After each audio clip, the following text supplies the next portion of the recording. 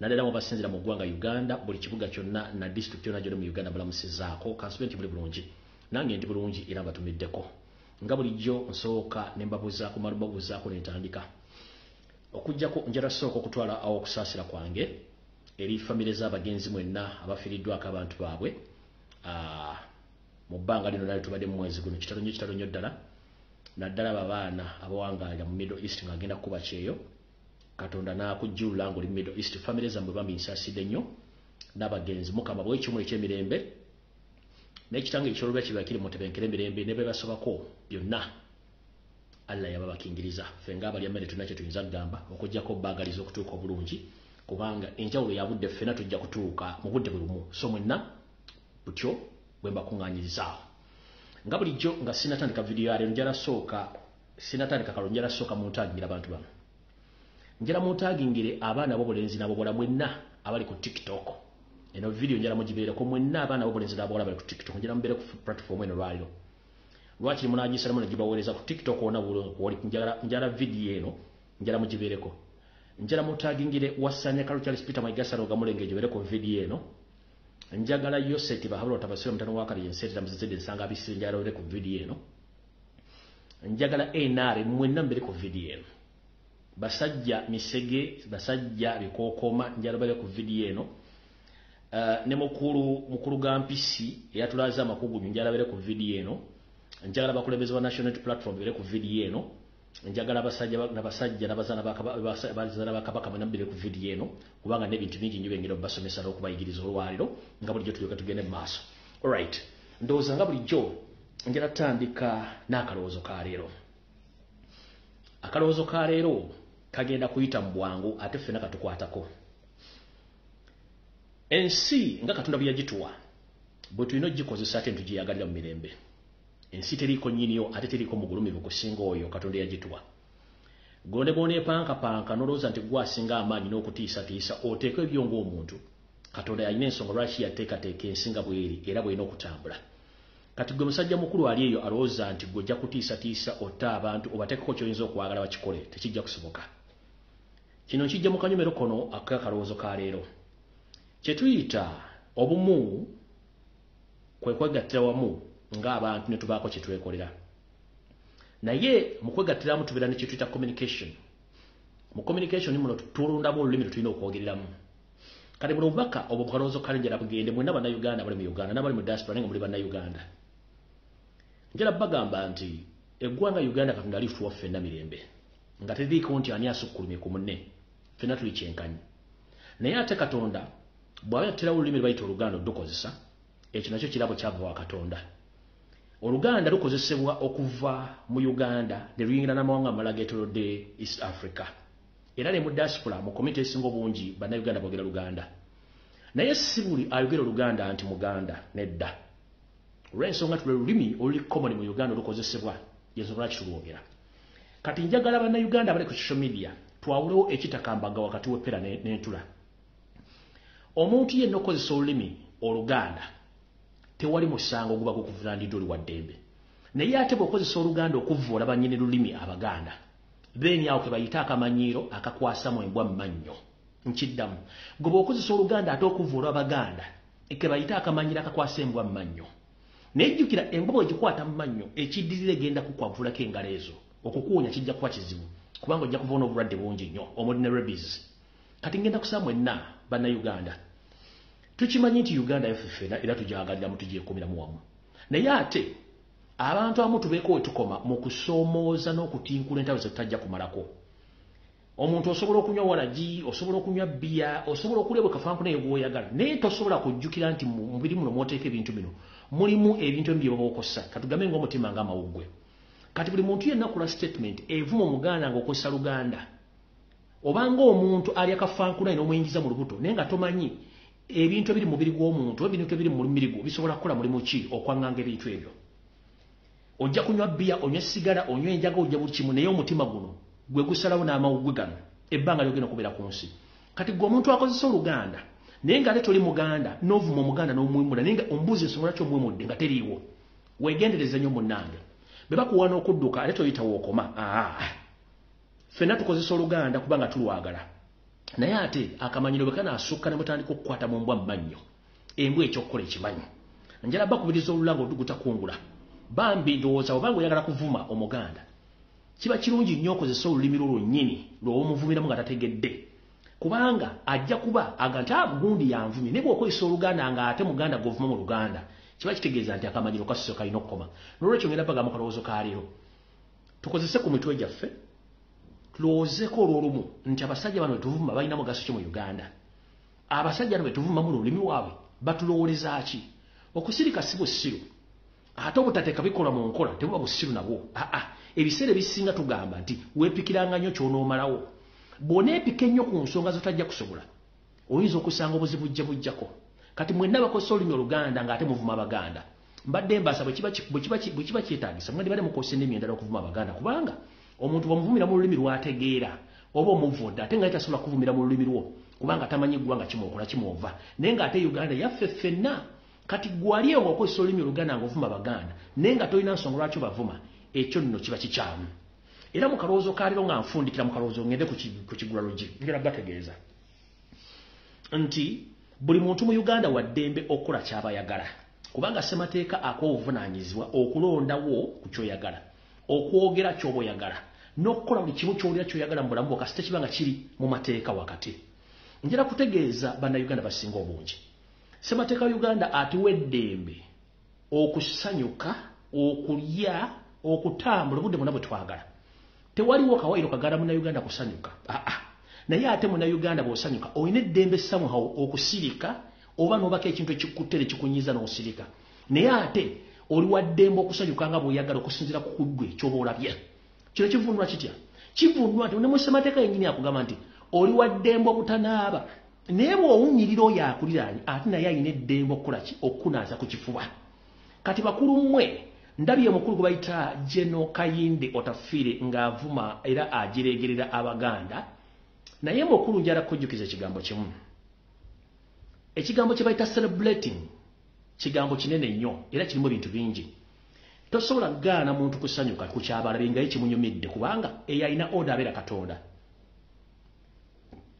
gwe ng'omuntu sekinomu tolina wadde time egaana muntu kusanyuka let people celebrate if they are willing to celebrate and those who are not interested in celebration they are quiet so those who are willing to celebrate let them celebrate because they know what they are celebrating for plus mukulu Kayinde Otafiire ate bwe munaatula ku bantu mulema ate bapamira bupamizi kubanga mumuyina amaanyi muyine muntu remember ffe tuli banna Uganda tensi tugiyita mu buyisako yajibira tuli mukka bokka so ndo tekabadde akalowoozo kalo njalagenda mu kigula lugi kyaliro ndyoke ngende mutegereko video muwulire namangi nnyo alright kali ntandise ekigula lugi kyaliro njagala kigende eri mwenna abali ku social media nammwe abavuddeyo okuwalampa n'okuvuma buli muntu yenna eyeetaagisa nzize butyo nga mbasomesa ekigambo kye tuyita buzabuza ofuge n'okubuza amawulire nga mulowooza nti kyakusanga kati olwaliro njagala mwotaagingira abantu bano wammanga njagala mwotaagingira famire y'omugenzi eri tumwine liiso moja njagala mwotagingire omusajja gwe bayita basajja misubaawo abasajja mivule basajja bikookoma njagala mwotagingire Frank Gashumba njagala mwotagingire omukulu ono gwe bayita Simanyiga kya Simanyi kisa kya Yesu njagala mwotagingire omuwala gwe bayita Mase abeera ku TikTok okwo njagala musomesa mu lesson today tutegere bulungi nnyo ate na mumala Uganda njagala musooke muyige ekintu kimu mbasomeseza ekigambo kye bayita diversion njagala mukitegeere diversion kwe kujja ku kintu ky'obadde oliko ne bakuteeka ku kintu ekira nga batadde ekintu ekira kikukyusa obwongo nzize ngoberera wiiki namba nga noonyereza Museveni agenda kukola ki remember nabagamba nti Museveni asobola okulagira Janet najja bwereere ku social media ne bamulikodinga ng'alina amawulire gayagala okujjawo ekyabalimu okutegeera kati ono omusajja okujja it's not a surprise it's not a surprise ali nabagamba nti kyangu nnyo tuli mu kigulalo kitandika butano kyangu nnyo okuzuula omuntu atali wa ggwanga lyo kyangu nnyo okuzuula entegeera y'omuntu n'omanya endowooza yina entegeera nga tekikutwalidde genda ku gogo kubuuza no bano abasajja akabinja k'Abanyarwanda abajja okuwamba eggwanga Uganda balina ekizibu balina cow mentality balina embeera n'obulamu bw'ente mu bwongo bwabwe era kye kibatawaanya bangu nnyo ekisooka basosoze ekyokubiri boogera bubi ekyokusatu bangu bakuzuula nti yaani tu omusajja afaana ng'omukazi mu ndabika ne mu ntambula kuba balina ne hips oyinza omusaamu no ng'alina amakudoza mbwe yeesibyemu pisto mu kiwato kumba ayiikayiika abangunyu baakumanya abantu bano basosola abantu bano balina obukuukuulu abantu bano akulagirawo nti ye takwagalirawo ddala ekitali ku mawanga amala gali mu Uganda ye akulagirawo nti takwagala kati kinjala mutegere nti abantu bano bangu bakuzuula ate bangu bakutegera waje basibuka ne bwaneetuma amanya simanyi yaani era omutegererawo nti ono ke kabinja k'abanyalonda akajja okuwamba eggwanga Uganda kati njala kabasomesa mu diversion yali musiko mutegere bulungi jo kibaita diversion katugenze maaso munnange lisomo jono katonda bwe yamututto mujjula amumbuze mirembe gye yamututte naye kati kuno kubajjukiza mu kigulo njala basomesa ekigulo gikyale mu kitegere kisokera ddala omwami no basooka ne bakweka omulambo gwe mujjukire ono omusajja bala basajja baali baafadda kubanga ekisooka eritumwine eriiso lye lyamusooka mu ggulu kati yagenze ddisangayo eriiso lya eritimunde eryamusooka mu ggulu kati yagenze ddisangayo so ono yali yagendako ekintu ekisinga obungi nga kyagenda dda mu ggulu just ng'akyali ku nsala emedde ku nga buno obuzungu nti obufuumula enfuufu mu bbanga kati eritumwine eriiso lyali lyamusookayo dda mu ggulu nga lyagenda dda yeesanze bwesanze nga alina okusanga eriiso liri so n'agenda ekirala omwami ono okuziika mwakulabye nga bwe nabagambye ndoza mwategedde bulungi kye mbagamba when you trace their records and their ancestry teziriyo they are nowhere to be seen yesuse kwakwe ekijja yaliko yekka ku kufa kwe tebalanzeeko kojjaawe tebalanzeeko yasikira maama we tebalanzeeko yasikira taata we n'ekijja yakisoseeko ng'omuntu kati omuntu atalina buvunabuddo tabalumya mutwe omuntu atalina buvunabuddo tebabalumya mutwe bano abantu tebalina kye bali nabagazi nomponga byo yabatebalina kye bali eriiso lye lyamusooka mu ggulu kati yageze kusangayo liiso lye era bawumule babiri nga bwe byamusooka mukitegedde bulungi nnyo ku kijja yasooseeko ng'omuntu omukubanga talina kojjaawe talina sengaawe talina yasikira mama talina yasikira kitaawe ye yasooseeko kati mbatandikidde diversion bano mu kusooka njala bazzaayo mu diversion ze bali batandise okukola nga bajja amawulire gonna gabaddewo jjukira bakyali ku kigulu kya Uganda Airlines okujja amawulire akubona okufa it's not news ono yali yafadda eriiso lyamusooka mu ggulu kati yazze luvannyuma oddisanga 1 mujjukire nti Governor Bank of Uganda omugenzi Tumusiime bwe yafa omukyala yava nakola statement nti gavumenti ebalekera ennyumba gy'abadde asulamu yekkolo nga gavana bagisigaze nekigaana okukwata nti kikuba kati what we call a premeditated statement Museveni zaatuma abantu bano okukola nakino bakikoze bakimanyi nti mugenda kibuukira omu ku bawala b'omugenzi Tumwine yavudde n'agamba nti basaba President Museveni Yosef Bahuro tabasaba mutano wakala ekiseera emizezedde nti nno olwokuba nti kitaabwe yafudde ate nga maama wa myaka gigenze Museveni ne gavumenti babagulira ennyonyi maama wa mwana agenda okulambulira ente zalese maama wa mwana alambulira ente taata bwe zibalekedde kubanga akaddiye ekyo kyabadde premeditated statement nga eri yabadde premeditated statement nga bakozesa provocative statements okuprovoking omuntu nalulira omukazi mukawuli muka Governor Bank of Uganda naye bamusindika akola statement to provoke okukyokooza kati mutabani muwala wa Tumwine bamugambye genda okola statement eyo in a provocative way n'agikola naye teyagenze viral nga badde bakyagala teyagenze viral kubanga badde basuubira nti omwana bw'anayogera statement egenda viral arrogant kati bwe bagenda bano balina cow mentality balowooza nti to provoke Ugandans it will cause commotion or chaos in the society. But for us, we know who are they. Obongo balina obongo butono nnyo bwa katiuni. Kati omukyala byakoze statement negaana okukwatayo. What went next kyekyazeeko? Ekyazeeko kikino. Twadde tuli awo ne basindika basajja bikookoma. Basajja miwulenge. Ne bamugamba genda okola statement.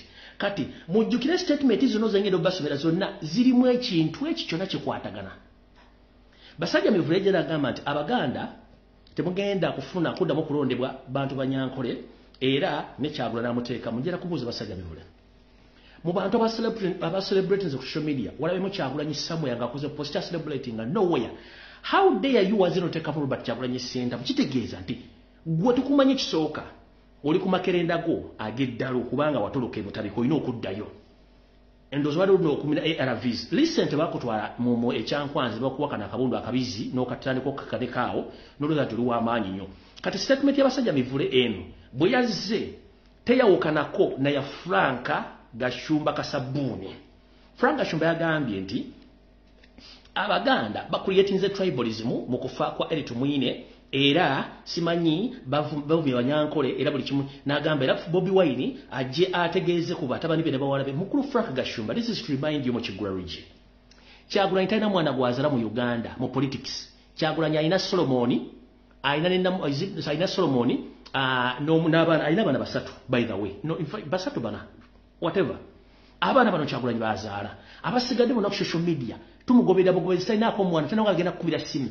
Abana bana ba social media including mitwe erowoleza tuli bana Uganda kati goboloza nti Kyagulanyi agenda kukubira abantu bana bagende bali makusirika ku bulimi buli mu nsi ya omala biseera kubanga statement mwafunye ye muka. This is to remind you nkutegeeze mukuru Frank Gashumba nga sikuvudde sikuvumye statement ya Gashumba, statement ya basajja mivule, statement eyono musajja kamayize yange embeera labi wano sigenda kuzanya statement yonna just njala balaga olongera mu describing bwenti statement yono mugira bwe yabadde ono oyo statement yoyo musajja kuba saara mwogera manyage mugira bulungi statement yoyo gye yakoze oyo statement teyawukanako na ya Frank Gashumba na basajja mivule. Ono yagambye nti akolimidde Abaganda Kabaka ne Kyagulanyi olwokuba nti basanyukidde nnyo okufa kwa Tumwine era simanyi Mayiga nakola statement Kabaka tanawandika statement sime biki statement zezimu nga zonna banoonya diversion kati omuntu ono kyebamugambye okukola kubanga nabagamba nti bwoba onoonya abasajja bano bangunyo bakutegera endowooza nfunda nnyo era mulabye akomye ku social media neyeewana kubanga ye gwe mulimu ogumusasuza one ono P7 dropout okusinza ku history gwenfunye. He is a P7 dropout. Alina obwongo bwa katuni kyekisooka. Ekyokubiri ye obintu ebyakola abikola kubanga aliwo for survival. Kati bwe tuvuddeawo ne tugenda ku mwana muwala ono eyeyita Masse ayogedde ebigambo bingi ne bigenda muleetera obuzibu. Agambye nti bamuwe Muganda era yejjusa lwaki bamuzala mu Muganda era agenda kutta nnyina ate simanyi baakole ki. N'agamba nti era Kyagulanyi mumba tusime biki era n'agamba nti ayogedde ebigambo bingi nnyo ku Kyagulanyi Robert Center. Njala kubuuza mukyala Masse nange wali onvumyeko nenkuleka nenzija ku platform nenkuwa n'amagezi how to survive ebintu bino byonna but statement gy'okoze olwaliro genda gyejjusa emyaka gyo gyonna kubanga Kyagulanyi tannakulumbako tannabeera mu celebration zonna naye zizona ovuma Abaganda naye njala kugamba teri Muganda mukazi azaala muwala mu ssiru kinoonyerezeeko. We don't produce dense kids. We don't produce dense kids to that level. Bw'ogamba nti wazaala mukazi Muganda n'Oluganda lw'oyogera teri mukazi Muganda tasobola kuyigiriza mwana we Luganda. No, that is a mistake. So I here to announce that you are a state agent. Kubanga statement z'abantu bonna zikwasaganye n'eno ejja neekwatagana. Naye nze ngenda kugamba bwenti genda mpola mwana muwala. Okuvuma Kyagulanyi nga takuliiko nga tandegera ku kigambo kyonna n'okuvuma Abaganda n'ogamba nti ogenda kutta ne maama wo teri mukazi Muganda azaala mwana ng'alowoozanga ggwe. By the way njala kugamba ekigambo kimu kubikola byose okola ku social media. I'm not surprised kubanga wali okuteeka kasenya toilet n'okasenyisa mmannyo in the first place. Ekyokubiri bw'okoze statement eno Bobi Wine it is a mistake kuba tannakola kintu kyonna n'ovuma Abaganda which is okay bavume but you'll face it laugh very soon. Nengera kugamba ekigambo kimu teri mukazi Oluganda lw'oyogera teri mukazi azaala mwana n'amuzaala nga muki n'atamuyigiza lulimi. It is impossible tekisoboka. Kati gwe olulimi lw'oyogera you are just camouflaging nti abakuzaala baki Baganda. No, mama si Muganda kubanga tokyogera nga kokyogedde lwaliro kuba teri mukazi Muganda asomesa mwana w'Oluganda taliyo. So ekyo kyoyogedde nze olw'okuba nti manyi reasoning capacity yo ne mentality joined now there is no difference between you and the other people who think like cattles. So now endowooza yemu ku level eyo naye ngenda kulabula omulundi ogusembayo wegendereze nnyo bakutenda okudduka toyina woyita toyita wosula. Ebigambo byeyogedde olwaliro ekyamu nnyo kubanga Kyagulanyi tannakulumbako basajja mivule Kyagulanyi tannakulumbako Frank Gashumba Kyagulanyi tannakulumbako mwenna tewali yabalumbyeko. Mukozesa olulimi Oluganda okuvuma Abaganda. Kati ngenda kugamba buli agala okuvuma Omuganda yenna kozesa olulimi lwo oluzaalirwana. Kati ekyo nga kimaze era muwala gwe ngenda kugamba ekigambo kimu ku bigambo byoyogedde wano n'ovuma Abaganda mbusimayi baogedde bingi ku social media. Njala kugamba mama tuyina ebigambo bino wammanga tugamba kyosiga kyokungula toyiza kusiga sere ate n'okungula amatooke. Kati wano bagambye ngina basomesa mu kigulalo njoke nkiggalewo. Njala kutegeeza mwenna Bannayuganda, including General Kaindo Tafire and the other so-called people who have been on social media abusing around Baganda, abusing Robert Kyagulanyi Ssentamu. Remove Robert Kyagulanyi Ssentamu in this commotion. Remove His Majesty Kabaka of Uganda in this commotion. Remove Baganda in this nonsense commotion of abusing. It is a mistake. You can't abuse people who invited you and settled you in Uganda. Banyarwanda people, you were chased away from all of them from Rwanda. Even Banyankole chased you away. Banyoro chased you away. Batoro chased you and you settled in Uganda. But right now you are abusing, killing Uganda on social media and everywhere. But we are quiet. Don't think that we're stupid. We're not stupid. Don't create what you can't manage. We know how Museveni do his things of divide and rule, but we are very careful. The reason as to why people are celebrating the death of Tumwine, he's among the people who hate Baganda because he's not a true Ugandan. And he was the first person who was buried at his graveyard. He created his own graveyard. He's the first person who was buried there. First and foremost, ask yourself why all Ugandans are celebrating. And this is to inform all the public that the people who celebrated more, those that are serving UPDF officers across the world and across the country, they celebrated more than any individual. And this is to inform you, Luganda speaking people, they are not Baganda only, no. Luganda as a language, ruogerwa abantu abasuka mu million ya 40 mu Uganda n'okwetola ensi. So, bwembanga buvunana abantu kwogera Luganda bana mbaita Baganda, that is a mistake, no.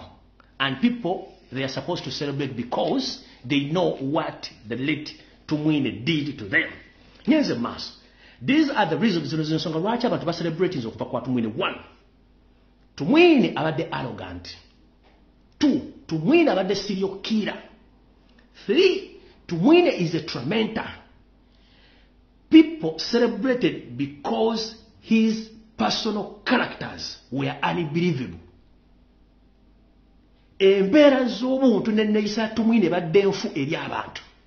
People celebrated because of his personal characters. Inhuman characters nga tezikkirizibwa. His personality nga tekkirizibwa mu bantu. That's why people celebrated. Tugenze mu mentality.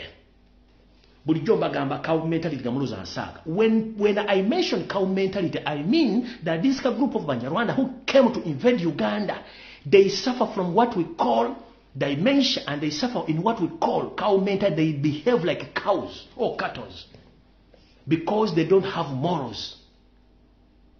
Bafu kati mentality, action, personality ne characters z'omuntu yensonga lwaki abantu celebrating. Before you attack anyone, first ask the question, why people are celebrating? We've lost so many public figures in Uganda, including politicians, religion leaders, cultural leaders, business personnel, but no one has ever celebrated that people are celebrating right now because this gentleman, his personal characters are unbearable. His personality is unbearable. The capacity, the mentality is unbearable, and the actions are unbearable. So whoever abusing, whoever criticizing people's celebrations, wumuze ntwingiriyo, wumuze akatuliroko wansi, wumuze engalabye wansi, let people be. The day will know that people are good to celebrate. People started saving money because they are waiting for other equalizer, and soon the equalizer is coming. You'll get to know abantu bakowo. Ngenze maaso njagadde kubategeeza kintu ekyo, then njoke ngende ku information endala. Information endala eruwa kati njala mutagina no Salonga Mulengejja wasaanya before nga sinagenda ku bbaluwa gyawandiise kuba information erina nnyingi nnyo wano. Ekigulalo ginkimaze kati ngenze ku information eyandeese. Alright. Wasanja Charles Peter Mayiga Salonga Mulengejja kansubire nti video no kuoli kuba muli bangi mbalaba ne ku platform ez'enjawulo. oli mawanga gaba magulumeru olwaleero mwokajjalidde nga kamuje ali ku malaalo munono nga wakoze ebintu bingi nnyo okutuukayo mu kiro mwe mulina okwetikka abantu ba state agent okubatwala muno mwe mulina okutwala abantu abatategeedde nti ogenda batwala naye nga bagenda kubanga bafuna enkomerero lyabwe esembayo abantu bwatutte mu Europe kiri ku record nti ensimbi z'okozesa tezibangawo era yensonga lwaki nti gwe abantu abasinga obungi watutte muno mwe mulina baminisita ba kabaka be watutte abafulumiza famire zaabwe nawe kennyini ntegeezeddwa nti family members ababo bafulumira mu nkola eno era mulina beeyo nga mulina kisalira mu ntamu mulyoke mukole ekiddako era tugenze mu maaso nentegeeza ne baminisita abamu be watambudde nabo bafulumiza abaana baabwe kubanga bamanyi ekiyinza okuddako in case nti balangirira Ssaabasajja Kabaka aseeredde era otwogere essaawa zino amajinga bwe nagoogerako ne gasooka geetoolamu gaakomyewo ku nguudo ez'enjawulo ne ku roundabout nga geetegekera ku kintu kyonna ekigenda mu maaso mu Buganda naye tubala bulungi nnyo biki ebigenda mu maaso mu Buganda kuba tubitegeera wetwogerera olwaleero Charles Peter Mayiga state fund z'olina z'oli mu kusasula abantu okuba nti okola kye tuyita diversion era ng'oli mu kukola functions eziri mu Europe wepo ne bweru w'eggwanga kubanga osasula abantu okukola emirimu egy'enjawulo tukitegeera bulungi nnyo naye basajja ba Kabaka mwenna abali mu Europe kambabuulire kino mukitegeere bulungi nnyo bw'obanga oli mukulu wa kika nga watambudde ne Charles Peter Mayiga olwaleero luno nkusaba nga tonnalinnya nnyonyo kudda waka sooka ogende weekebere bw'obanga oli mukulu wa kika nga watambudde ne Charles Peter Mayiga genda weekebere nga tonnalinnya nnyonyo kudda muno mwe muli omukulu w'ekika ky'Engeye n'omukulu w'ekika ky'Engo bw'oba watambudde era ng'oli ne Charles Peter Mayiga nga tonnadda Uganda sooka weekebere nammwe abantu abagenza ne Charles Peter Mayiga abamu nga temunnadda Kampala musooke mwekebere embeera zammwe ez'obuntu lw'ensonga nti mwandibanga temukitegeera kigenda mu maaso nankola ya Museveni kubanga ye bw'ati bw'akola ebintu bye alright kati njagala genda mu maaso nsooke mbategeeze Ssaabasajja Kabaka ku lunaku olumu yavaayo busimbalaala ku mukolo gw'omubulange Mmengo n'agamba abanja gavumenti y'omumpembe Joseph Bahabulota Basermitano wa Kalekezi embalirira y'abaana n'abantu abattibwa mu kwekalakaasa okwaliwo naye okuva ku reyisa statement eyo ebizibu byo byatandikira kati mukulu Charles Wasanya Kaloli Mayiga nagamba ddala abantu oli musajja munyarwanda abantu era nga bawakana naye mbagamba oli kamu kakundi k'abasajja bano Eroy Commission ono si ekitaawo Saalongo Sepirian Mukasa oyo si ekitaawo Saalongo Sepirian Mukasa ne Nalongo Rebecca Kyese Mukasa si oyo nga bwe bagamba nti abantu bano bonoonyereza tebabula kawo mentality abajjudde era ku mukolo ogwo gw'embaga ekabadira Masaka omukulu ono taata woono Charles Peter Mayiga gamulengejja ku mbaga era yaliko n'omuggo their symbol oba akabonero kawe bonna bana bakawo mentality muggo the moment kasobola n'omuggo ng'omanya waje basiruka oyo Saalongo Sepirian Mukasa kitaawe wa Mayiga eyita Mukasa oli Nalongo Rebecca Kyese Mukasa ndoze mbaga mugiraba gye baaliko ne kawumente nga banga nti bantu babula kukwata muggo era omuggo gugo gwaliwo koolwa kati owandiise ebbaluwa eno in the response kati njala kubuuza ebbaluwa eno nga bwe ntegeddeko okusinzira ku sources zange okubiddwa essimu owandika ebbaluwa eno ng'okonfamiga ekintu Museveni kyatambuza ekintu tribalism naye ffe tukulaba tribalism Museveni yagisinga ate era tajja kumalako nayo njala tegeeza bannayuganda omugenzi Eri Tumwine avunaanyizibwa ku mitwalo n'emitwalo gy'abannayuganda ddala Abaganda mu Buganda abattibwa mu safe houses kubanga yakolanga operation mu safe houses zonna mu Uganda emitwalo giwere 10 egy'abaana Abaganda mu Buganda abaafa owandiise ebbaluwa eno naye nga bukyanga lubanga lwa mmindi tovanga okukola statement kubuuza abaana Abaganda n'abaana bannayuganda abaakawambe bukyanga tutandikira obufuzi wano nga Kyagulanyi azze bali luddawa era n'abattiddwa abantu bagobeddwa ku mutaka tobongerangako kubanga okulya Museveni tukimanyi bulungi nnyo okubiddwa essimu eno owandika ebbaluwa eno era ogisindika mu mitimbagano egy'enjawulo ng'otaasa Mukama Joseph Bahabulota Basermitano wa Kalekezi ebadde bwete our attention has been drawn to the indiscipline exposed by Ugandans after hearing the death of our brother General Eri Tumwine on 25th August 2022 Various videos on different social media platforms, especially on TikTok, have been inciting many people promoting tribalism in disrespecting the current central government officials. Agambibwa nti ebbaluwa nagiwandiise ng'asinziira ku biki ebigenda mu maaso naddala bannayuganda abali ku mitimbagano egy'enjawulo bakoledde mu video obusoomooza n'okujaganya okufa kwa Eric Mwine okwabanga ennaku z'omwezi 25 omwezi ogw'omunaana omwaka 2022 ng'okusinziira ku video obugenze ku mitimbagano egy'enjawulo naddala okusingira ddala ku TikTok nga bulaga nti bano abasajja n'abakazi abaliko bagezaako nnyo okusindiikiriza ekigambo kye bayita ekyokumalamu ekitiibwa n'okusindiikiriza obusosoze mu mawanga eri abakulembeze ba gavumenti eya Yosedde baabulonda abasiramu tanwakala enseera muzizedde mukulu kansulete kiga kibata tribalism okimanyi kubanga wasomako oli munnamateeka ate fun enough mayiga wasoma communication oba kyetuyita mass communication nosoma amateeka but I fail to understand your reasoning capacity to the extent that you can't differentiate between tribalism and celebration. Nobody has celebrated the death of Eric Mwine basing on tribalism. No. People celebrating according to the characters and actions of General Eric Mwine. So this letter was written basing on orders you got from 7. Stop fooling Ugandans because you know the person whom you're working for. To get the mass. No gamba, the Buganda Kingdom has come out to extend its apology to the family of the fallen General Eric Mwine and to the UPDF family over its people who exposed the war indiscipline due to the general death. Ogambye nti Bwakabaka bwa Buganda buvuddeyo okuwandika okwetonda eri family y'omugenzi General Eric Mwine n'ekitongole ekyamagye ekya UPDF olw'olusibufu bw'empisa obulagiddwa mu kufa kwa General Eric Mwine. Mukulu bukyanga lubanga lwa mmindi weekubye eggolo ne weewa amanda mu mbogo Saalonga Mulengejja Obwakabaka bwa Buganda baakugwa mu 2016 ekyo kimanyi ekyokubiri General Eric Mwine mu meeting yatuula eggulu nga bazza Obwakabaka yagamba it is impossible over his dead body yagaana. How many functions of Uganda have you ever witnessed Eric Mwine visiting Buganda or visiting Mengo? Gogamba yagana Buganda.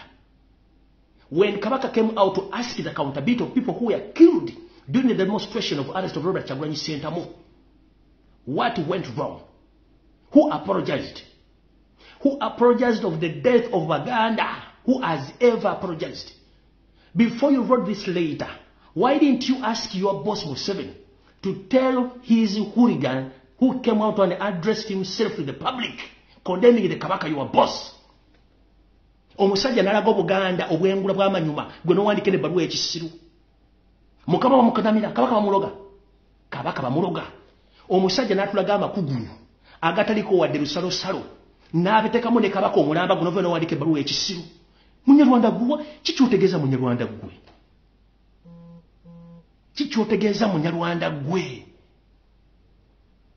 Omusajja avudde n'akola video nalaga amakugunyu galinga ganvubu tegaliko wadde line n'akonamira Obuganda akonamira mukamawo gwe n'ovuga nti Obuganda bwetonda kuki Obuganda bwakoze kuki. Kabaka yavudde n'akola statement ng'ecelebrating kuliko Omumbejji yavudde n'akola statement ng'ecelebrating kuliko Omuganda eyambadde atayabaganda celebrating. Luganda is just a wrong language which used by almost 70% of Ugandans. So how do you write such a letter to the public? Buganda is apologizing. Bombo clad. Buganda is apologizing. How many Banyarwanda of your group have apologized to Baganda? Millions of Baganda were killed in the Royal Triangle. Who has ever come out and apologized to Baganda? Kana kamanyiruka kasuse banangi. Buganda yetonda. Kabaka yakoze statement celebrating. Kuliko omulangira yakola statement celebrating. Kuliko yabadde ataya Buganda yonna nakola celebration. Oba oyina Omuganda patrol nga celebrating. Because they are constitutional right to celebrating. Never fool a fool before a fool fools you. Mbwe lawyer and a politician and a journalist. You can't differentiate between tribalism. Gwe. Taituloza mutegeera ne twakola loosi. Twakola loosi. Kabaka bamukunamidde. Omusajja najja kabina kamulinga ka gundi kakanowa. Nakunamira kabaka namuteka mu video wakitoge mukama okisa kisoke kyetondere kabaka. Uyo. Zina mu describe nze bwenti. Uyo. Nakunamira kabaka bwatyo. Video kyoga tojimanyi tejeri. Video yoga tamajeri. Nakunamira wakabakawo mukamawo.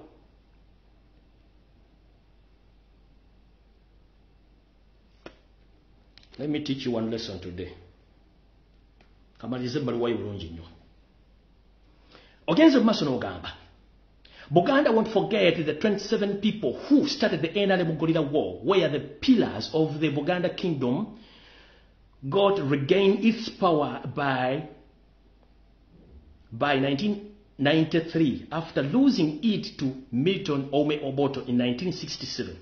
Therefore, NRM is a strong backbone to Buganda kingdom. Kati mukuru.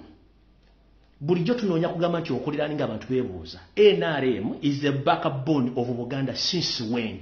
Buganda as a country and as a tribe, they have been in existence in Uganda almost for 100 and 1,000 years.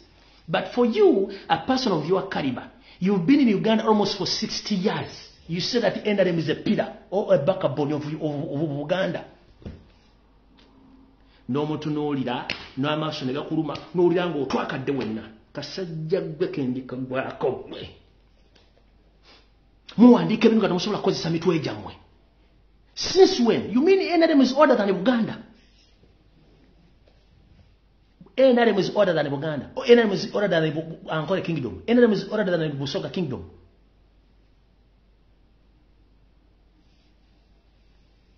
We backbone. Who brought who? It's Buganda who brought Museveni. So that means Buganda is the backbone of this mafia state. Not NRM being a backbone of Uganda. Do you copy? Mubulire kujja biwojjolo na kuseegukira mu Buganda kudda mu office za Buganda kujjira biwojjolo na kwokya masiro. Sajja omukulu. NRM is the backbone of Buganda. If it wasn't his match, the Kabaka of Uganda would be the second. Museveni yandibadde aluddawa. And this is to inform the public. This group of Banyarwanda, which came from Rwanda as a refugee, they were chased away from Ankole region. They were chased away from Toro region. They were chased away from Bunyoro region. They ended up being hosted by Uganda, whom they are killing right now and whom they are abusing right now. They were chased thoroughly. No one wanted to stay with them. Mwesimanyi backbone. Kwegana omutunuulira n'akulemesa n'okulya emmere omusajja omukulu mbulooya. Buganda should apologize. Nkulaba ng'okomyewo Kampala n'okola statement musimanyi we're going to make a statement again Tumwine. Tumwine nga yayimira n'aga nti tugenda kukozesa Bwakabaka over his dead body. Wali mulaba ku mukolo gwa Kabaka gwonna Mulanga Emmengo mu lubiri wali mulabeko. Walabeko Tumwine ku mukolo gwa Kabaka gwonna. Nkulaba ng'okoze statement. Ogenze maaso n'ogamba bw'oti. Not reacting to General Tumwine's death came after the Katikkiro Charles Peter Mayiga was overseas on the official duty. This to the Buganda people there, but soon after his return, he will call a press conference about this matter. Nkulaba yongo uwo busutu bwa lw'ettaka lya Buganda bugenda kukola press conference. You went on Museveni's mission to silence Baganda about the mission of assassinating Kabaka. We know that. And you went to camouflage that you are loved by Baganda people. No, because we know you. You dare come out and make any statement, we shall engage you physically. You will pay for each and everything.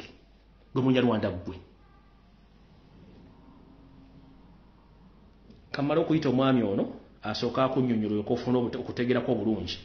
Mulyoke mutegere lwaki bano abantu batuzannyirako ng'ate bakimanyi bulungi. Njagala abaawulira ekintu kino mukitegere bulungi nnyo, musooke mutegeeze sirwanyisa.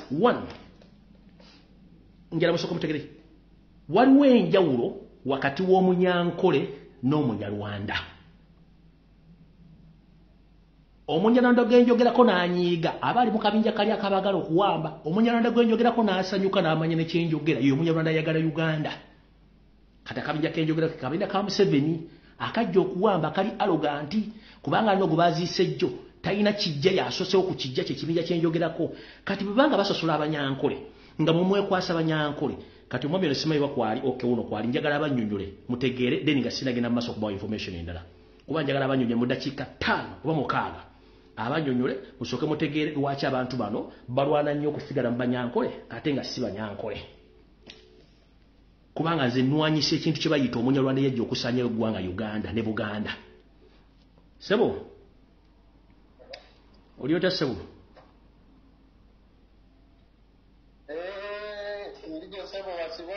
Ndi aho mbwenu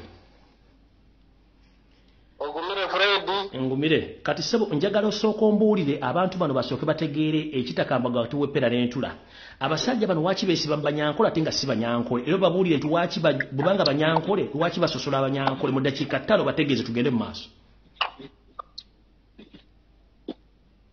Okay nsaba ozikiriza nsooke namuseeko ku Banyakitala Banyankole Omunyankole Abanyabuzaale n'Abanyamikago n'Abanyani biitu abagizi b'enkyukakyuka n'engasho empinduka Abanyankole Abakiga Batoora Abakongo abantu mwena ba Western Uganda mbwere twarza hamwe n'abaramusya mu izina lya Ruhanga simu nganziza ku mulamwa omukulu Fred Sebo. Yes sir. Onose mukuru wakayange bukabuka Uganda egimanyi bulungi. Yes sir. Naye nsaba okutegeeza abantu bonna abatuwuliriza nze ayogera ku ssaawa eno ndi musajja Munyankole Omunyankole tipiko atari Munyankole gwo ow'okujinjajinjerera kandi n'Omunyarwanda kandi sino Munyankole kandi sino Mukiga kandi sino Muki ndi Omunyankole kazi. Naye kyenjagala okugamba Bannayuganda Fred emyaka gyange nze nyina ogimanyi bulungi ndi myaka 5. Ndabye ku gavumenti eziwera almost government 3. Naye gavumenti giri gendabyeko nga neetegereza. Museveni for 35 years abadde afuga Uganda with divide and rule. Yes. Abannayuganda abatategeera Museveni ebimu ebisinga okulwanyisa Kyagulanyi Ssentamu Robert Leadership of Wine ekisooka nti Museveni baali bamastaringa ekintu kyabwe nti tewali Muganda yenna asobola kuva muntu mu centro n'abeera vibrant like the likes of omusajja mukulu Kabanga Semwogerere Dr. Sebana Kizito Alhaji Ayogedde n'abalala Apres Bambi abantu abaali balina omusinzi nga balukkirize nti mu Ugandan politics oba mu byafaayo bya Uganda tewali mukulembeze yali afuze Uganda kino nkiwaako with history abamanyi history abalina ku myaka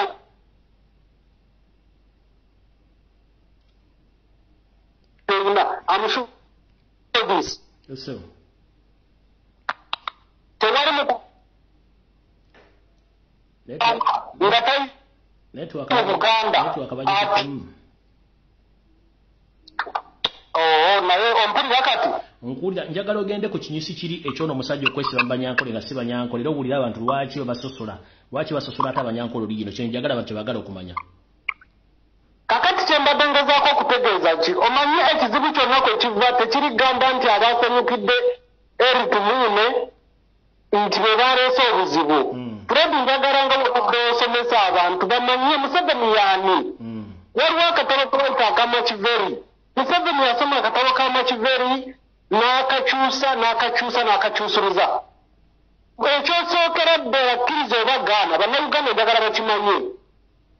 Museveni ne gurupu ye si buli nti Munyankole Mukiga Mutooro Mukonjo omu Western Uganda ninga kimufumbira nti mugagga ewasa abantu mwankole bakyanya amazzi n'ente. Fred mwarabanga campaign Bobi Wine ng'akuba campaign president w'abantu ng'oraba enguudo amakubo nga tewali otegera. Njagala kukutegeeza puroguramu eno gye bakola ye ey'okutwala nti Abanyarwanda bo abajja mu Uganda babeere ba kitalo. Eyo Museveni gye batambuza ye mission. Era njagala okukutegeeza abantu abo olaba bo bennyini beeyawula. For example, district ebisingamu Abahima Banyarwanda, those are the two tribes. They are two in one. Abantu abo bo bennyini beeboora. Waliwo kabasinga batuyita abiiru. Aliwo Bakama, aliwo abiiru. Abamanyi olunyankole ekintu ekyo bakitegeera bulungi. Obwiru bakutwalanga ggwe ekitagasa. Naye ate abo abiiru bayita abiiru be bannansi mu kyo kyeki. Bo beetwala okuba nga bakitalo nga bwe walidde mwala wa Tumuune nti baagala bagulye maama waabwe ennyonyi egendera Brente. Bo beetwala okuba nga bakitalo. Bo beetwala okuba nga b'amaanyi olw'ensonga zino wammanga. Ekisooka bamanyi nti balina ssente, bamanyi nti balina obukulembeze. Ekyokubiri, Bannayuganda njagala mutegeere ekintu kino. Buli muntu yenna gw'owulira ava Kazo district, Kiruhura district, Rushere district, Isingiro, Ruhama, abantu abo bonna abasinga, those are Himas. N'Abahima, Abahima abo beebo abaawasanga n'Abanyarwanda abaava mu Batuusi from Rwanda. Those are Rwandese. Nga bw'olaba ba Tumukunde, bano yaliko minisita wa security ono Lwamirama, nga bw'obalaba era gurupu yaabwe ono yafudde eri Tumuine. Gurupu nnene nnyo okitegeera. Banzeeyi, Nene Gundo, abantu bangi nnyo. Naye kati abantu kye njagala bategere kyekino wammanga. Abantu bangi bajja bafa mu Uganda nga bawusikana. Pecos Kuteesa yali omumanyi? Omanyi Pecos Kuteesa? Pecos Kuteesa bwe yafa wawulirako Munnayuganda yenna celebrating? No. Ekisinga okukyaya abantu aba Museveni kino nkiddamu abakola bisaaki mugende bwe bawadde olaba vidiyo funa omuntu agenda akola vidiyo Kazo district gye baziise eri Tumuine njagala bagende bakubuulire yazimbawo eddwaliro eya health center oba yazimbawo essomero. No. Bannayuganda njagala baleme okubuzaabuzibwa nga bwe nawulidde waliwo ekisajja ekyo ekisirusiru ekivumenya Bobi Wine ekyo ekigambo ekyo ekisiru bakiyitaani yivule ng'Abanyankole banyiivu nnyo. Abanyankole banyiivu ki ng'Abanyankole Kyagulanyi is a special man gifted from God. Kyagulanyi yarabirawo dda nti intermarriage it will be the future. N'ajja Mwankole n'awasa omunyankole kazi kandi atali omunyankole kazi oba okubiyita Abanyankole tugamba Abanyankole beebo ba Museveni. Fred njagala okkiriza oba gaana nange naye amazima gali nti tegwali Munyankole mutuufu original westerners abakwekireza omu Bugabe oba omu Bukama ningasha olw'enzururu. Omuntu ng'oyo Munyankole bamukonje oba mutooro ataasanyukidde kufa kwa Tumuine. Lwaki? Ensonga zino wammanga. Arrogance, okwemanya, okwepanka amalyo, obutemu. Fred Tumuine abadde akulira ekibiina ky'abatemu ekya safe house. Uganda erina 39 safe house. Mubende, Mityana, Kampala, Wakiso, Mukono, Mbare, Mbarara, Lyantonde, Rakai. 39 safe houses. When Kyagulanyi yali akyali president, akyali member of parliament, ojjukira bagenda saidi z'ekyengera okukwata ku safe house ezo abakuumayo ba shot and kill. They are not policemen. Shoot and kill. Ye order yo. Abanyampi njagala banoonyeza video ezo batera ku social media bagirabe. Ezo zonna safe houses.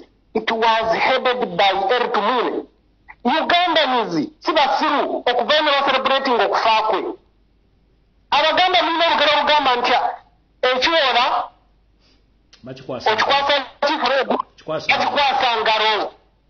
Bannayuganda ekifo ky'okugenda ku kkubo ne bakuba emmundu ku ssaawa eno kye balina okukola basaba Mukama Katonda waabwe. Njagala nnyo Kyagulanyi bw'ayogera nti nsaba Mukama ensi yange ekyuke mu mirembe. Situmaze beenakyuka mirembe by all means kuba tetwagala change. Nekyo njagala bajjewo kye kino wammanga kye nalabye eyo musirusiru Franka Gashumba.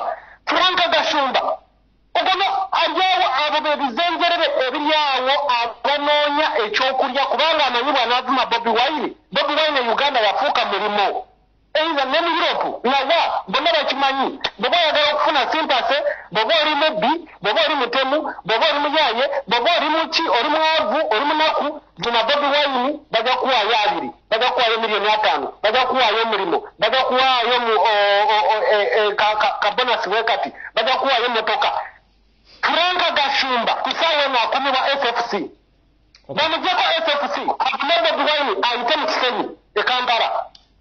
Okay, kati tweyanza nnyo kabulaza kuba budde bugenze ndi kuyita olulala. Mbadde njagala kumalirayo abantu bano abaze bavuma abantu n'okuvuma awo baleke kye mbadde gyali abantu bategeere nti bano abasajja abeeyita abanyankole ate nga basosola abanyankole olugino be baani kye mbadde njala leero kinyonyodde bulungi. Abo be bahima abeeyita abakama. Ife abanyankole indigenous westerners batuyita abiru kitegeeza okutwala nga gwe atayina mulamu andoza lwe lulimi Oluganda atayina makulu obeera mukopi webale nnyo obeera mukopi bona bakama era bw'oba wadde owulira speech ze badde bawa ku lumbe wadde bawulira nga basinya businya mannyo okitegeera. Naye nga njagala okukutegeeza disitulikiti ezo zenkumenyedde kakati ku ssaawa eno zigaseeko n'emubende n'ekiboga nawa bajjusizaamu bahima banyarwanda those are Rwandanese abatali bannayuganda. Tweyanza nnyo kabulaza. Era njagala okukutegeeza abantu bangi mu western Uganda bembracing enkyukakyuka ya Bobi Wine era abantu bangi mu bannayuganda basanyukidde ekyokufa kya Tumwine. I'm the one of them. Ne famire yange nina abantu abasukka mu 10. We are happy, let him die. Everyone has it. Even me, I will be having my day.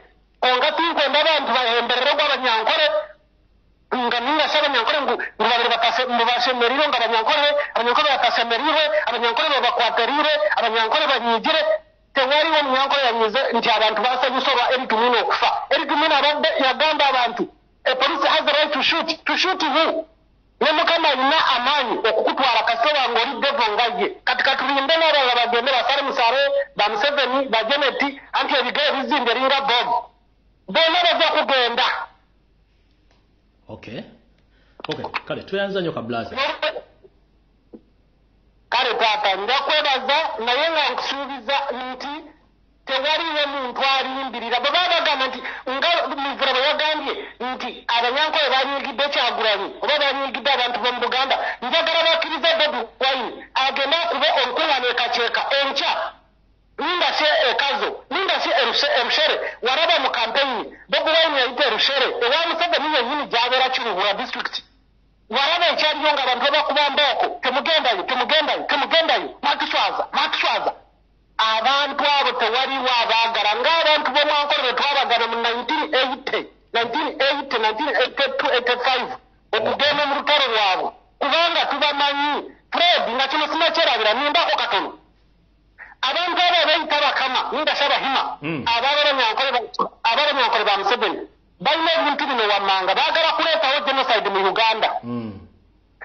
Njagala kwamukosomesa abantu ekintu kino waliwo ekintu kye badrivinga right now muve ku bintu by'okukitwala lightly kubanga one of the people abadde bastoping ekintu kya abadde Bobi Wine nga yakikuba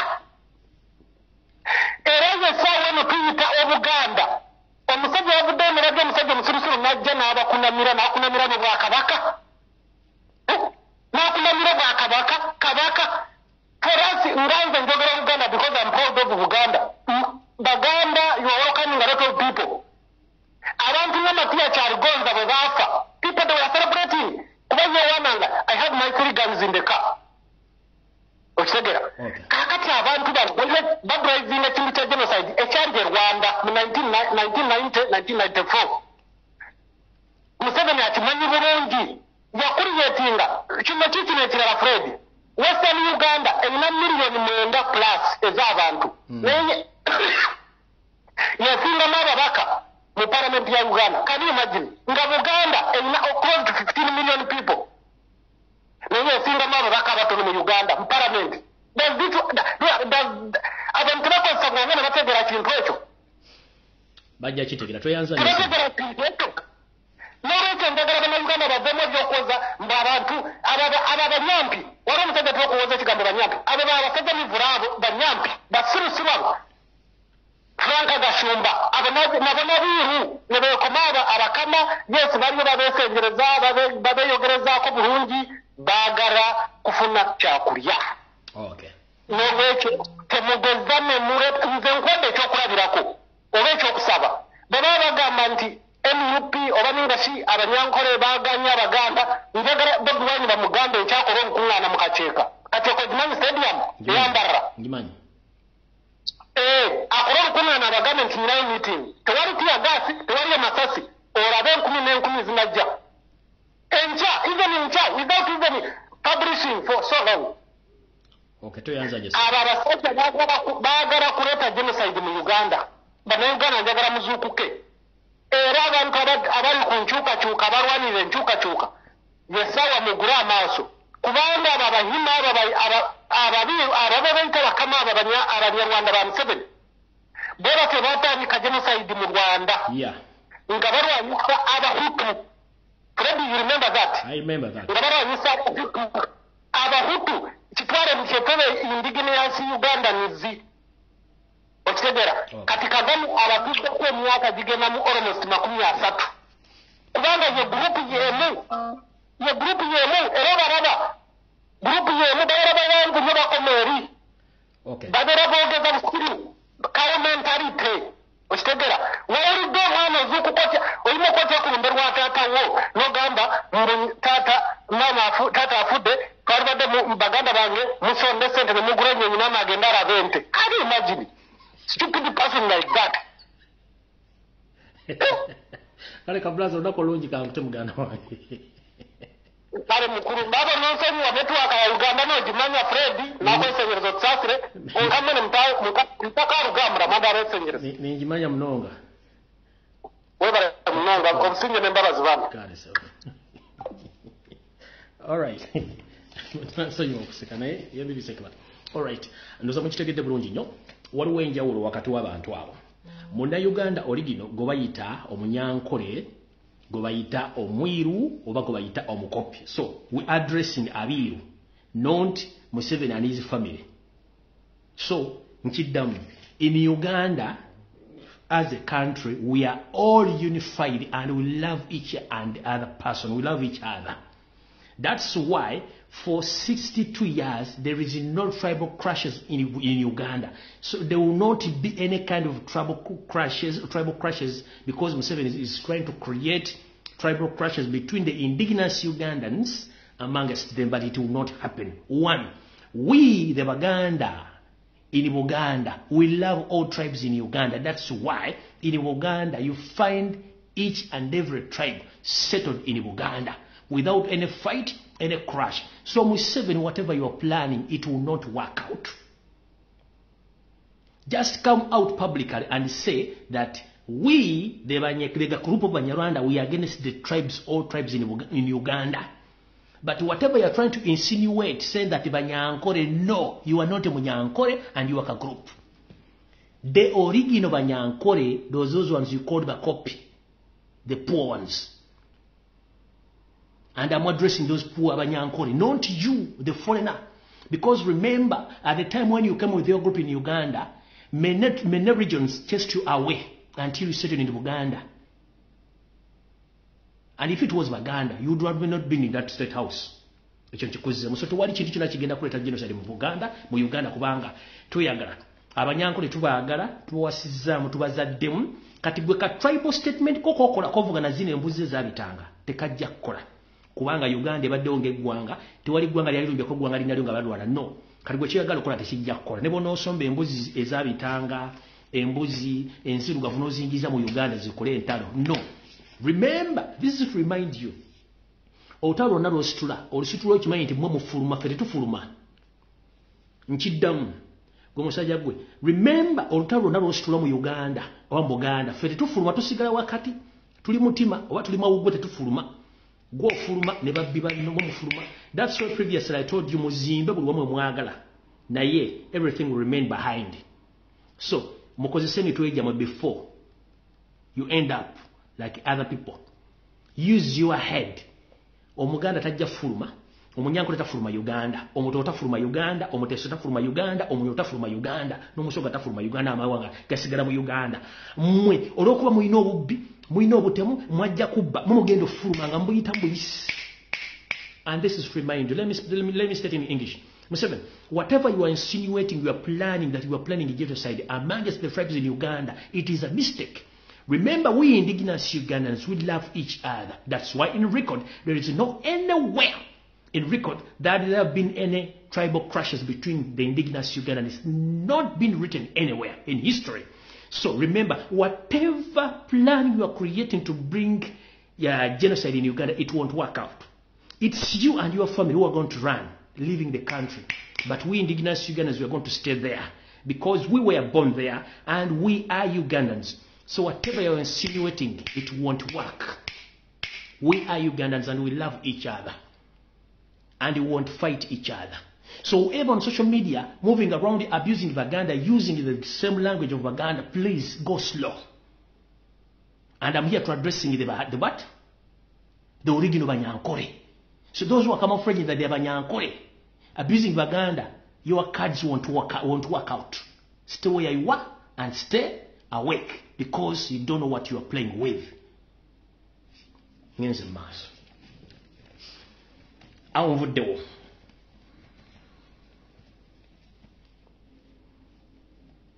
Ekigambo kyekimu kyembadde bagambye nti mwegendereze nnyo naddala abantu abali mu Buganda.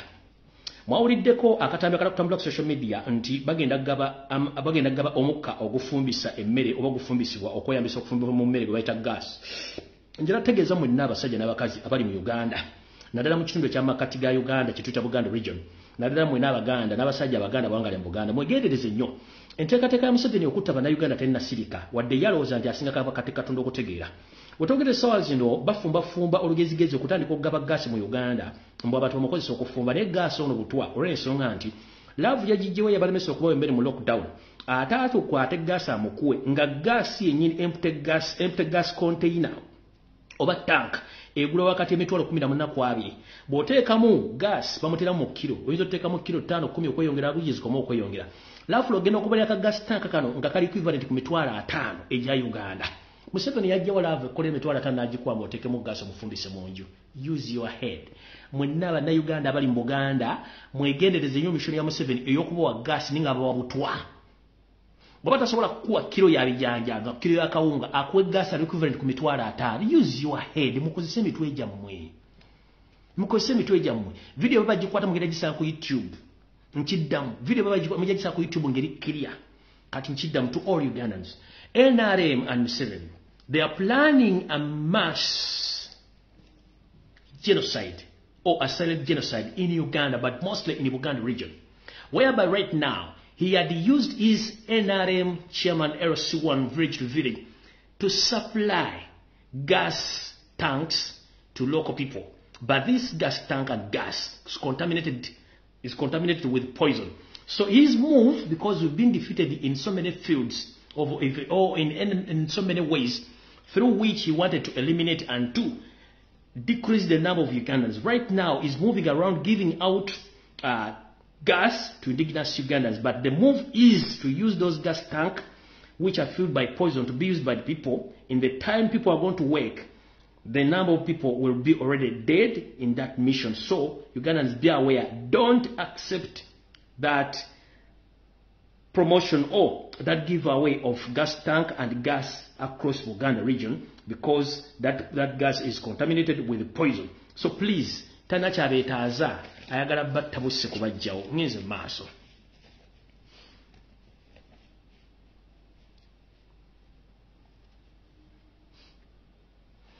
Njala tegeza abantu b'Ubungereza mwenna mutegere nti Yoseti Bahalo tabasama mutano wakali sete tamizezedde ngenda kuzo mwezi 10 omwezi ogw'omwenda agenda kujja Ebungereza, agenda sinkana ba spy agent be buli kitundu kyonna, ayina agenda sinkana n'abayindi n'abantu bangi nnyo mu Bungereza. So ntegeeza bannayuganda mwenna bawangalya mu kibuga London n'ebitundu bira mwegendereze nnyo omusajja ono ajja. Jukira Gamulengeja yasoseyo n'alinga strategies, ekyo nakibaga mu kitegere bulungi nnyo. What a coincidence okuba nti ono ali mu kukola homework ne home ground okuba nti ate n'abantu abali mu kuteeka enzija mu 7 bantu bennyini ababadde mu nteekateeka z'amayiga okubeerayo. So mu kitegere nnyo bulungi abantu b'Ebungereza ngenda kuza mwezi 10 omwezi ogw'omwenda mu 7 agenda kubeera mu ggwanga lya Bungereza, era eno gy'agenda okusinkana bamafiya be, era ng'ekitundu ky'agenda okubeera wagenda kubeera mu Central London, era nga hall gye basoka okubuuka nga bagiyita area court eri mu Central London, eyo gy'agenda okubeeramu n'abanyampi be weapon function zazagenda okwatendinga, naye ng'okusinga agenda sinkana bannayuganda ba agents be ne bamafiya abayindi mu ggwanga lya Bungereza okuba nti bakola emirimu gye nga nenda bugisimufungize. So nkubiriza omulango gutakungula bannayuganda mwenna mu ggwanga lya Bungereza musobole okuba nga mwetegekere okutandika okwekalakaasa kuva nga nakuzo mwezi 9 mpaka lona afuluma eggwanga erya Bungereza, kubanga tukimanyi bulungi nnyo nti agenze kusinkana bakama be amutuma emirimu gy'okutta abantu bannayuganda. Tugenze mu maaso.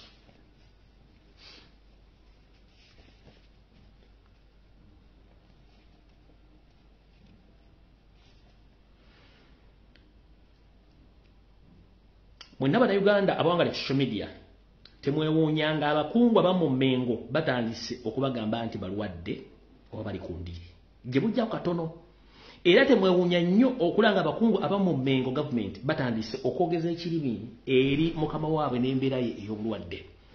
Muno mugenda okuba bakulu b'ebika baminisita n'abantu sekinnoomu okukyusa olulimi, era teweewuunya nnyo okuba nti n'abamu ku bantu abavunaanyizibwa ku bulwadde bwa Ssaabasajja Kabaka ab'ennono be nayogerako nga nabo batandise okukyusa olulimi nkiddamu.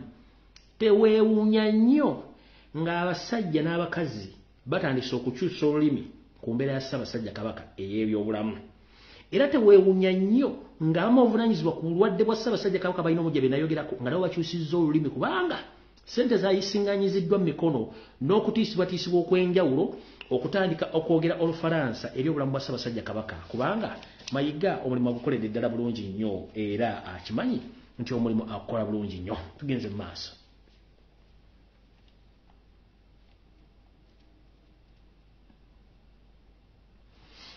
Nga bwe nabagamba gy'ovudde katono nti era omumpembe Yose apulaninga okusumulula abasirikale ab'enjawulo naddala bannayuganda bannakabala, ayiseewo olukwero olw'okuteekamu abasajja abanyalwanda mu magye. Bwe nakikuba ne bakisinyako awo ne bamala ne bakisirisa olw'ensonga akimanyi nti olw'enkuba information akyolwa obudde n'agiwummuzaamu oluvannyuma n'agireeta. Ekisinga okusesa mu kuwummuza abantu bano balowooza nsobola kugoberera mawulire nadde nga bagoberera bulungi nnyo. Ekisinga okusesa munnange bannayuganda bonna bawummudde mu magye njala bategeeza buli muntu aweera certificate nti wawummudde, genda weekebeze nga n'obudde bukyali, olw'ensonga mu kabanga katono nnyo oyinza okuba nga ofudde oba nga otandise okulwala ebintu by'otategeera, kubanga mugenze okuva mu saavisi abasinga obungi nga bamala dda. Naye mu kujooga ne mentality agenda mu maaso mu ggwanga ebintu bino simanyi wa bannayuganda mbiraba. Njala bategeeza mentality tatufuukidde ekizibu era ali on its best right now. Lwali terulibusa okujooga n'okujooga ku ssemajooga kwe nalabye mu nsi sikulabangako nga zireeta LDU intake graduate Muhoozi Kanyirupama Muhoozi Laaga nga yeesimbye busimbaalaala nga olumuli n'atandika okuba nti akola enteekateeka ey'okusiibula abasirikale bonna abavudde mu magye. Kino nno kimenya mateeka mu constitution ya Uganda. Muhoozi Kanyirugaba talina waateekeddwa kuyimirira wadde okusiibula abasirikale abadde mu magye. Amateeka gasoma kati nti omuduumizi w'amagye w'oku ntikko bw'aba tasobodde kubeerawo, at least minisita akwasaganya ebyokwerinda abeerawo, oba gwe tuyita CDF lwakiri abeerawo. Naye olw'okuba nti mentality etawaanya abantu bano n'okwagala okweraga nti balina olukusa n'amaanyi, bakozeseza omukisa guno okuleeta LDU intake graduation Muhoozi Kanyarugaba okuba nti yasindika abantu bano okubasindika bave mu magye nga bawe empapula zino. N'ensobi endala yakoleddwa bano abasajja nabagamba nti obwongo bw'ente bubatawaanya era yayimiridde katuuti mu constitution tateekeddwa kayimira ku lw'ensonga nti akatuuti kano aka court of arm kayimirirwako omuntu ayina tools of power yekka. Mu mukolo nga guno balina teekawo logo ya UPDF gye balina okukozesa okuyimirizaako omuntu yenna agenda okusindika abantu bano okuvaawo singa ono chief commander taliiwo oba omukulembeze gwe tugenda omukulembeze gw'eggwanga bataliiwo kubanga either oba tasindisa asindika minister of defense oba asindika aduumira amagye mu ggwanga oba ye kennyini naye kati eno court of arm platform gye mwataddewo Muhoozi LDU graduate agiyimireko asindike asibula abasirikale nakyo kimenya amateeka kubanga kino kimulaganga abasindisa omukulembeze okuli president omukulembeze nga tekimenya amateeka olulala mukitegeeranga nti court of arm teyimirirwako buli mbuzi yabitanga mu ggwanga kubanga ako katuuti ka ggwanga era ggwanga liri kalinako obuvunaanyizibwa so si buli mbuzi ey'ebitanga ejjambo ekayimirirako at least mwataddeko logo ya UPDF gye mwandikozeseza so si kukola nsobi ng'ate mukimanyi nti mukolera ensobi mu mateeka agaliwo amakyamu. Tugenze mu maaso. Wano wenjagala okubuuza ku Ssaalonga Mulengejja. Owandiise message ng'ogenda against abantu abali mu kujaguza okufa kwa Eritu Mwine. Era emu kunamuŋoona oba kuwemu ku njovu ezatulaze obwengula.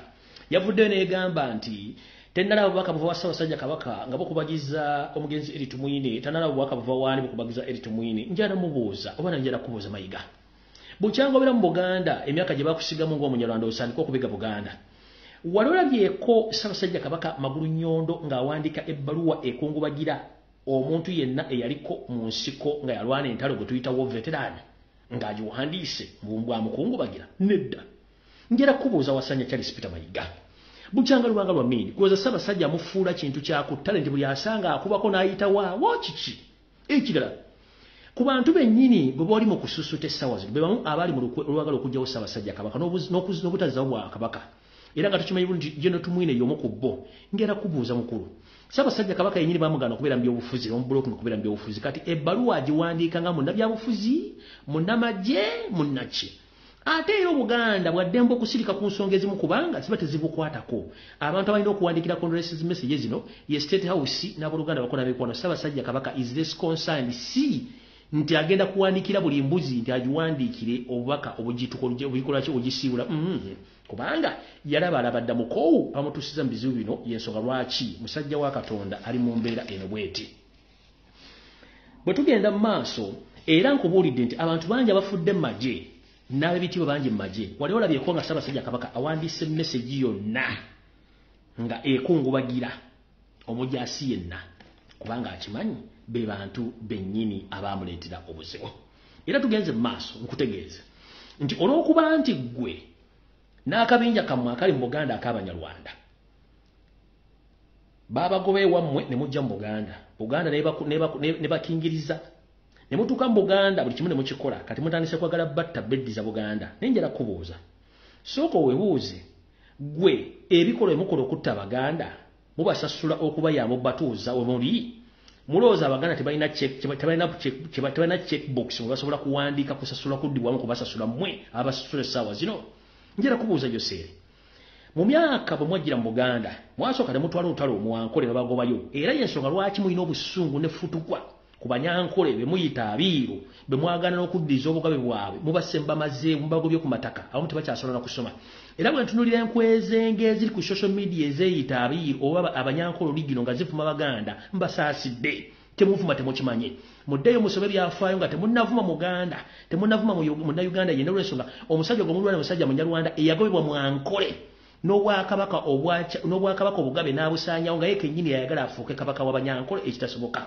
Kati mukulu abasajja bano baagobebwa mu Bwankole ne bagobebwa Abanyankole babagoba Abakigala babagoba Abanyoro babagoba Abatono babagoba n'Abakonjo babagoba naye Sir Edward Muteesa n'agamba nti bakyabo abali mu kuttibwa era n'abavuga nti waliwo abasajja abagobeddwa mu ggwanga erya Rwanda ababudaabuda n'abagamba bantu bano engeri gye balina n'Obwakabaka kambaleete mbasenze wano naye kyekivuddemu bibinene mu kusasula bazzukulu ba Buganda n'okusajja Obwakabaka bwa Buganda Museveni bwoli bukola kati ate bw'otunuulira omuntu ayogera mu Lunyankole ng'ate avuma Abaganda nga takimanyi nti abantu balwanira bali mu kuvuma oba bali mu kuvumira mu lulimi lwabwe be bayimirizaawo Abanyarwanda bano so ng'ate Abanyankole original abiiru be bayita abakopi essaawa zino babagoba mu kusooka kati gwayogera Lunyankole ng'ate Obwakabaka bwa Nkole babusaanyaawo nga nabusaanyaawo gw'olwanirira nkusekeredde kwe kweyiwa amanda mu mbugo nga nfundikira message yino mwenna abali eyo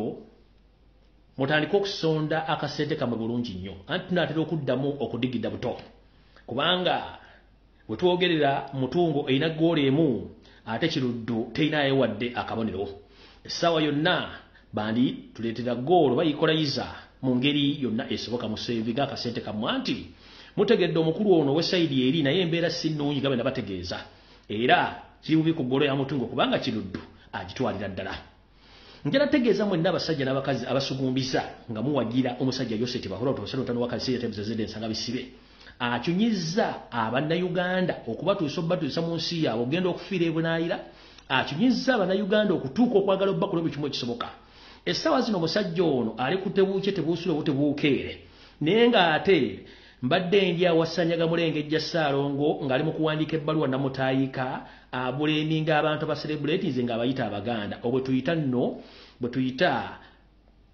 Abaganda bwe tuyita obuteebuuza obutambuza amazzi ekiro kubanga tosobola kuwandiika bbaluwa eyo ng'abasajja bennyini bali mu kutta Abaganda okubasaanyaawo butyo Obuganda bujogeddwa ne busiimibwako ettoome omukulu ono wandiise ebbaluwa eno naye ng'alinga adifendinga Mukama Yoseri mujjukire nti omukulu ono yennyini ne munnooli Kisawovuga gwe tuyita Salimu Sale y'omu ku baali mu lukwe olwokya amasiro g'e Kasubi ne bwe twogera ge bagaana okuzzaawo bw'ombuuza ki ekyagaana okumazaawo amasiro ate nakyamulinga essalambwa eri ensente kuba tajja kuwa ansa kubanga akimanyi mu bintu byonna ebigenze bibbibwa mu mbiri z'abassekabaka gye baawunzikibwa ebintu bino byonna Salimu Sale y'abirina amasengere g'abassekabaka gonna agabbibwa e Kasubi n'agabbibwa mu mbuga endala zonna bassekabaka gye baali bawummuziddwa amasengere gano ebyo byasigala bassekabaka bano Salimu Sale y'abirina byabadde awongerera ebbanga lino lyonna kati mukulu Salimu Sale yonna gy'oli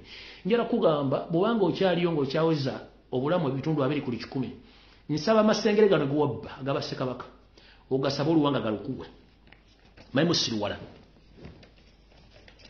mwerabira nnyo Katonda ne mutandika okugenda okutinkuula ebintu by'abantu Buganda lubadde olwazi kati mukulu wabba amasengere mwayo kyamasiro g'e Kasubi ne mubbamu n'amasengere ne mugatwala ne mugenda mu mbuga ne mubbamu amasengere g'abassekabaka ne mugatwala naye lwaki tosaba amasengere gano gewatwala obulamu osooka obeerewo lwaki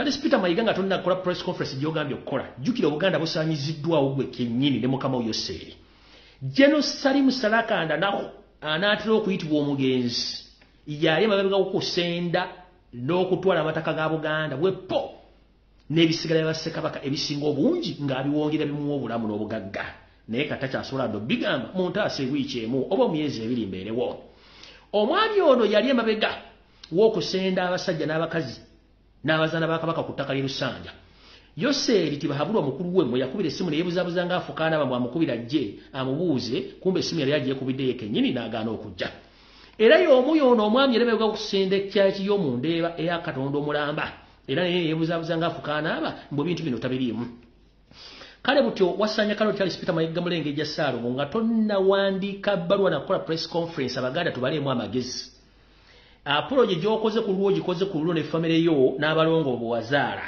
mu ofiisi ya Buganda mu Bulange Mmengo ffe ng'Abaganda tetugimanyiiko era tubuuza ebibuuzo bingi nnyo ebbaluwa ogiwandiika opromoting Obuganda babusaanyeewo ng'era bwe kikimanyi nti omwami ono tumwine tayogeranga ku nsonga za Bwakabaka tayogeranga Kabaka adde okwetaba ku mukolo guno ogwa Kabaka ogwa Ssaabasajja Kabaka Ronald Muwere Mutebi Emmengo Mbulange n'okutuuka olwaleero sebe ebbaluwa ogiwandiika ng'ani ebyafaayo bya Buganda bingi nnyo era Abaganda ng'Abaganda ne Bannayuganda baagala Obuganda n'ensi yabwe okusinga ebintu ebirala byonna ebyafaayo biddiringana ate byogeragana mukulu gyoko mukuwalampa gyoko mokulinnya gyoko mukuwalampa gyoko mokolesa obulimaawa bwo kyetugamba nono omusajja tuyambulidde nti mukulu singa abadde musajja nnyo ng'oyagala tulaga nti oli musajja wandi bati otulaga bwengula wandi bajjojja buzibwati n'otulaga nga wafaana maaso tukakasa nga bw'oli omusajja olulala obanga oddamu okulaga ensi nti oli musajja tutunuze maaso bwoti otulaga akali enkoko n'obulimaawa bwako tegeera engeri gye wakulamu naye kino kiwatulaze kino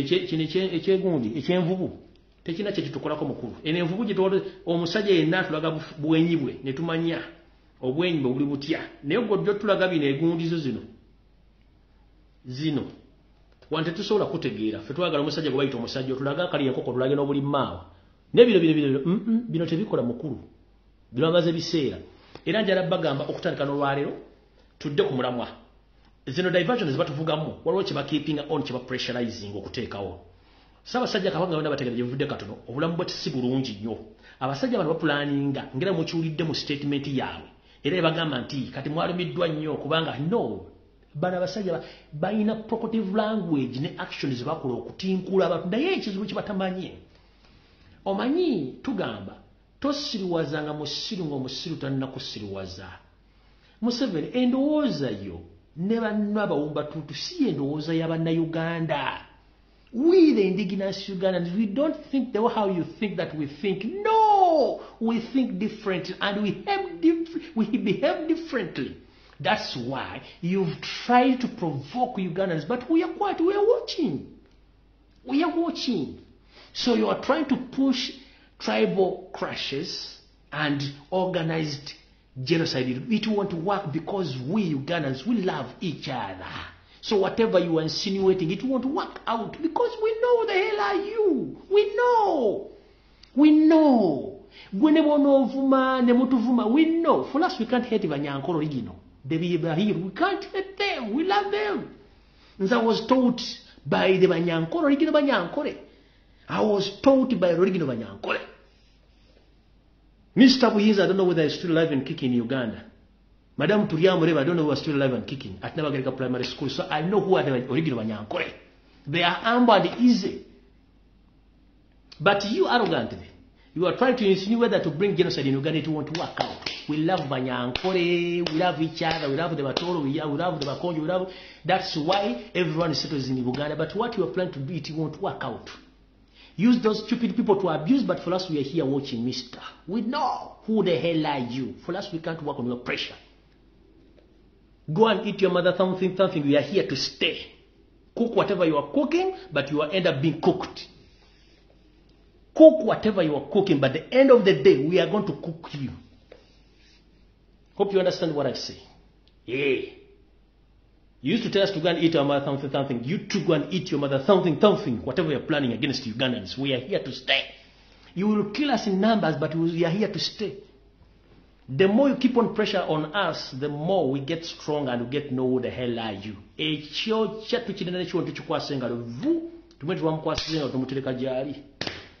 You understand? Where to leave?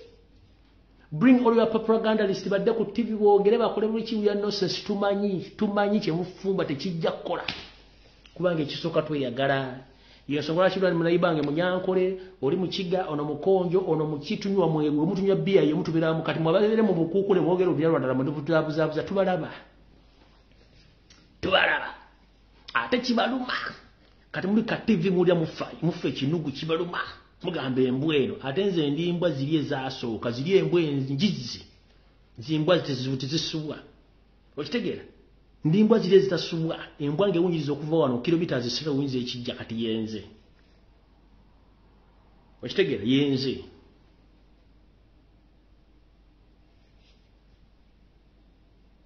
tudore muwambye abantu muwambye bana abawala tebalina kibali tebali muwambye mwana mututte mukozesa musiyaga.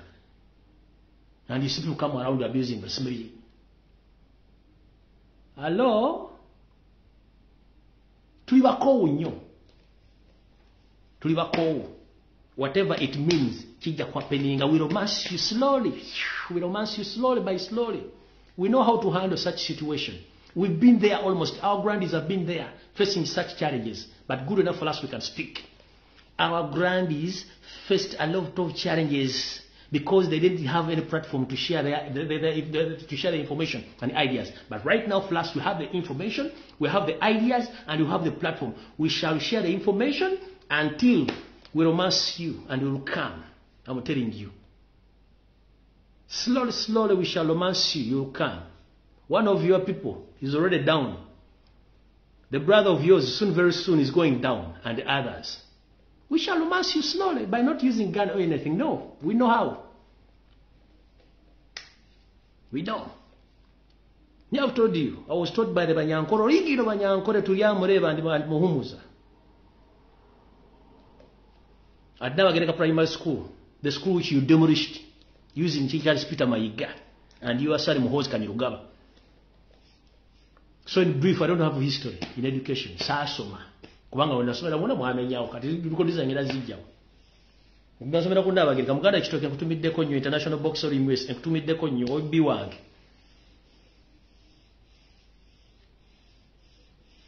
Nze njja batomera mbewulira.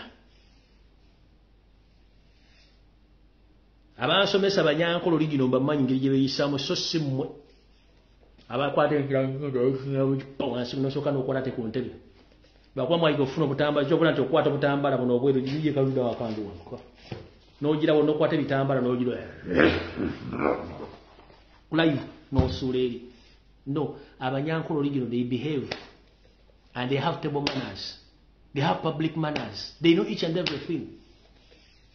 Lojja mu public oyambadde open shoes. Tubamanyi behaviors tezibula kawo mentality temubula. You hold a gun and a stick. It's easy to identify you. So don't waste your time. Leave Ugandans alone. We've suffered a lot.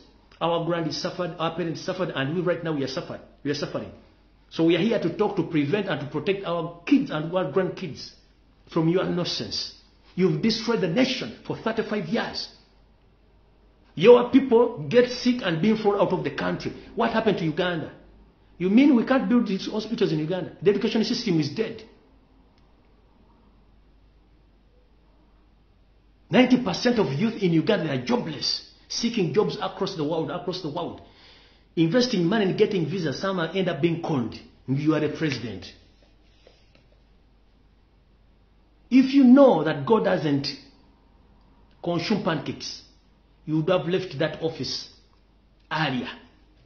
Because you are trying to place and to replace your son into that office. But it has failed because our mentality is full. Look within your circle. Look within your circle. All your daughters are dense. Your son, an LDU graduate, dense. You don't have anyone to replace you. Now you are bringing these night dancers, Maisujui, Ruabogo, the night dancer, the butcherman, who is selling human body organs. Who? From where? And I'm telling the public right now, look for Nobert Mao. Look for Nobert Mao. I think Nobert Mao, he went for Windows update. Yeah, according to my sources, Nobert Mao, he went for Windows update. So, Simanyi Nayenga, according to my sources, he went out for Windows update. But remember, I warned him sometimes that when you came near to M7, you end up being slaughtered. And this is to inform the public. Whoever interested in meeting with Satan, you'll end up being like those people. Because when you meet Satan, too, you become a Satan. But end up, Satan doesn't leave evidence behind. He will swallow you. You understand? When you get near close to Satan, you become Satan. But Satan doesn't leave evidence behind. He will kill you. That is M7. And I salute all police officers across the country. Thank you for serving your country and serving the people of Uganda. Please keep on serving Ugandans, because you know all the DPCs and the RPCs, all about Rwanda. For them, they're getting salaries, but for you, don't get salaries. So please, try to protect Ugandans, because you have a long way to go. And some UPD officers who still love their country, please, thank you very much for serving your country, but time is now. You should leave this country to be messed by these foreign Rwandese. I salute police officers and some active UPD officers and some all political activists across Uganda and diaspora. Thank you very much for demonstrating. Thank you for loving your country.